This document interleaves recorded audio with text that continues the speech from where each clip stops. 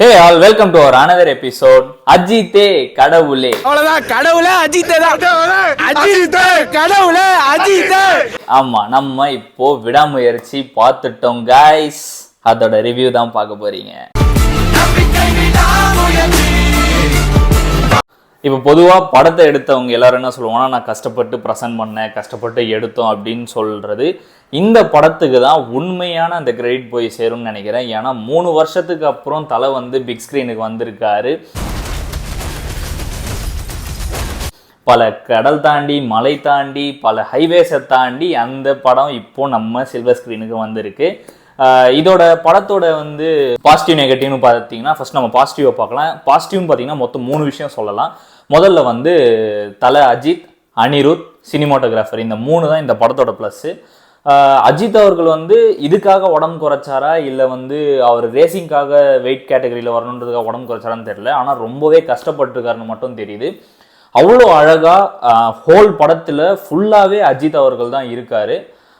பார்க்கறதுக்கு ஏஜ்ல இருந்து அப்படியே சின்ன பையன் மாதிரி வர்றது வந்து அவ்வளோ அழகா காமிச்சிருக்காரு.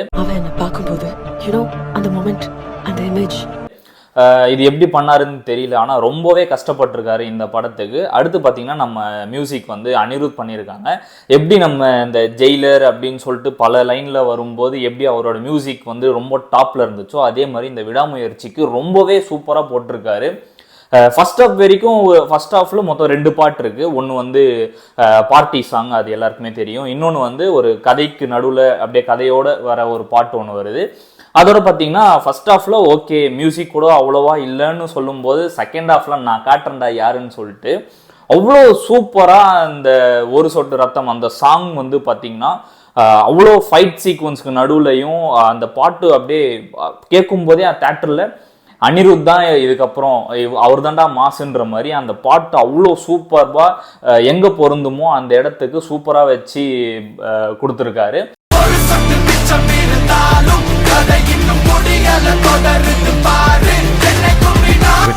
அடுத்து பார்த்தீங்கன்னா இந்த சினிமாட்டோகிராஃபர் வந்து ஓம் பிரகாஷ் அப்படின்றவர் பண்ணியிருக்காரு. நிஜமாவே அவருக்கு வந்து நிஜமாவே ஒரு ஹேட்ஸ் ஆஃப். அவ்வளோ அழகா, ஏன்னா இப்போ வந்து க்ளோஸ்டு ஸ்பேஸில் எடுக்கிறத விட இது படம் ஃபுல்லாகவே பார்த்தீங்கன்னா ஒரு ஓப்பன் ஸ்பேஸ், ஹைவேஸ் அந்த மாதிரி தான் இருக்குது. அவ்வளோ அழகாக கிட்டத்தட்ட ஒரு ஹாலிவுட் ரேஞ்சுன்னு சொன்னாங்க. இந்த படமே வந்து ஹாலிவுட் ரீமேக்குன்னு சொன்னாலுமே நம்ம கோலிவுட்டில் இப்படி ஒரு படம் வந்து சினிமாட்டோ வந்து அவ்வளோ அழகாக அந்த லெவலுக்கு கூட்டு போயிருக்குன்னு தான் சொல்லணும். இந்த விடாமுயற்சிக்கான முக்கிய ஒரு கதாபாத்திரம்னு கேட்டிங்கன்னா த்ரிஷா அவங்க தான். அவங்களுக்கு என்ன ஏஜே ஆக மாட்டேங்குது. இப்போ வந்து ஒரு ஃப்ளாஷ்பேக் சீனு, ஒரு ப்ரெசன்ட் சீன் இருக்குன்னு வைங்களேன். ஃப்ளாஷ்பேக்கில் எப்படி இருக்காங்களோ 12 வருஷத்துக்கு அப்புறமும் அப்படியே தான் இருக்காங்க. அவங்களுக்கு ஏஜே ஆகலை. அதே மாதிரி இந்த ரெஜினான்றவங்க அவங்களும் சூப்பரான கேரக்டர் பண்ணியிருக்காங்க.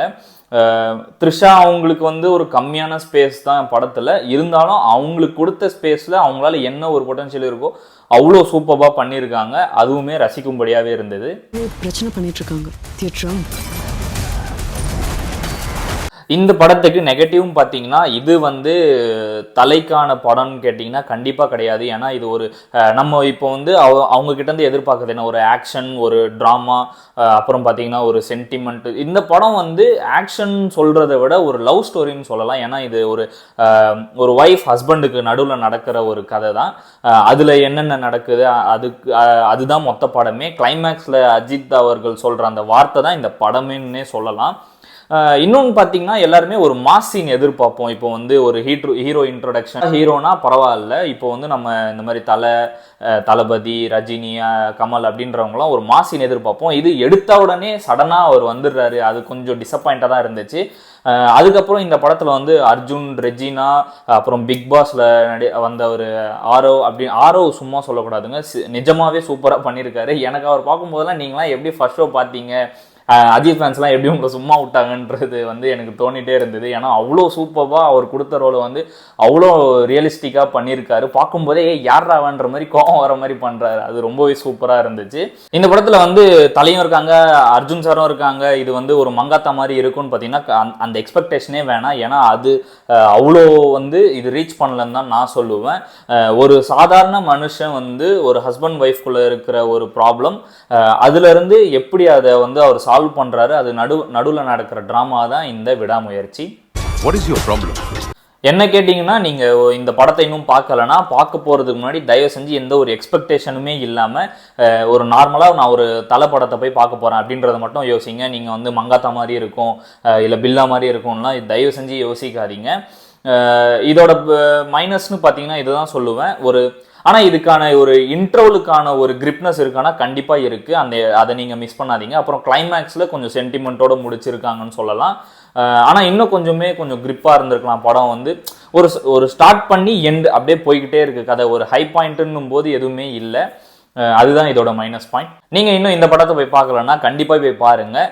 இது கண்டிப்பாக ஒரு ஃபேமிலி என்டர்டெய்னருக்கான ஒரு படம். எங்கேயுமே ஒரு வல்கர் சீன்ஸ் எதுவுமே கிடையாது. கண்டிப்பாக தாராளமாக உங்கள் சில்ட்ரன்ஸையும் கூட்டு போய் காட்டலாம்.